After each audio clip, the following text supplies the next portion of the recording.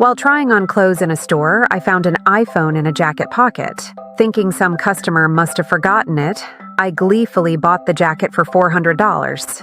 After paying, the clerk said, "Oh, sorry, I left my phone in that jacket. Could you check for me?"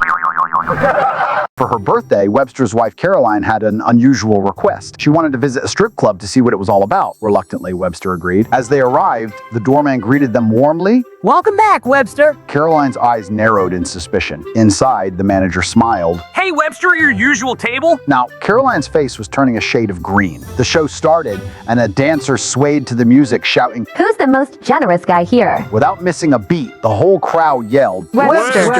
By this time, Caroline had fainted in shock. Frantically, Webster carried her to a taxi. As she came to, she exploded in anger. "You liar! You cheat!" The taxi driver, smirking, said, "Webster, you sure know how to pick him. She's quite the firecracker compared to your usual company." Gina, after scoring a massive deal on hot dogs off eBay, left a super positive review. "Yummy. They're so tender and tasty. Been snacking on a bunch every day." Feeling pretty chuffed with her find, she hopped back on the product page to check if her review was up. What got her was scrolling through hundreds of reviews. Everyone else was all like, "My dogs just can't get enough." Perfect treat for my furry friend.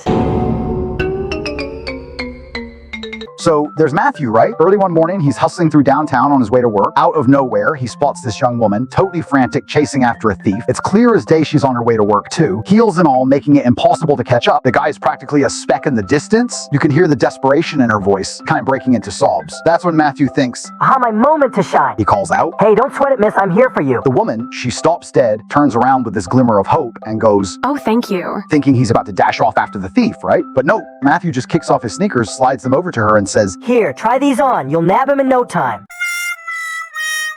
Hey, Emma, did you ever spill the beans about your real age to your fiancé? Well, he's got the gist of it. The rest? That's tucked away in my little vault of secrets. It was a bright day at my salon, the sun casting a warm glow through the windows, setting the mood for a day of snipping and styling.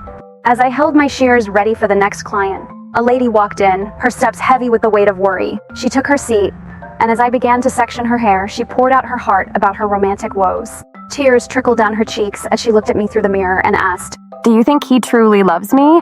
Seeing the need to lighten the mood, I decided to infuse a bit of humor into the situation. With each gentle tug of her hair, I began to pluck out stray strands, counting aloud, "He loves you, he doesn't love you, he loves you."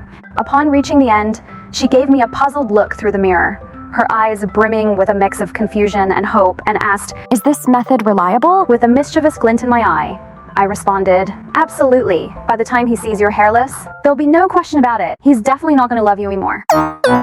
Brian, a young guy, secretly watched every move of the girl living in the apartment across from his every night. He admired her beauty from afar, but never had the courage to pursue her.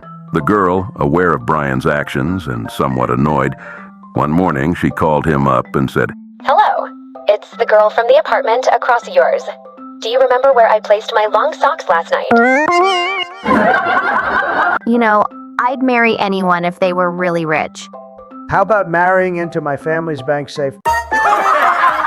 So, what can I do for you today? Well, I'm on the hunt for a hubby who's got charm, class, and manners. He's got to be a smooth talker, always upbeat, a sports fanatic, and bonus points if he can belt out a tune or bust a move.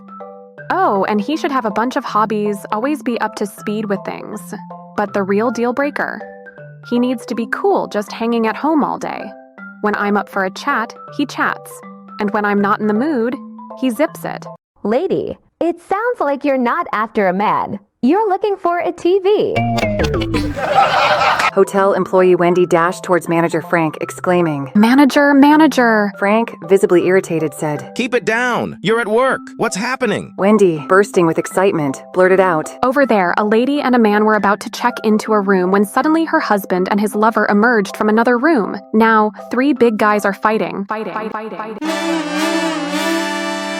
A beautiful lady went on an outing into the wild and discovered a stunning lake by the forest, which suddenly sparked her desire to swim. Seeing no one around, she took off her clothes and prepared to dive into the water. Suddenly, a man jumped out from behind a large tree and shouted, "No swimming allowed here." Startled, the woman quickly covered herself with her clothes and asked angrily, "Why didn't you say anything when I was undressing?" The man gave an evil smirk and replied, "Well, swimming is forbidden here, but stripping, that's not against the rules."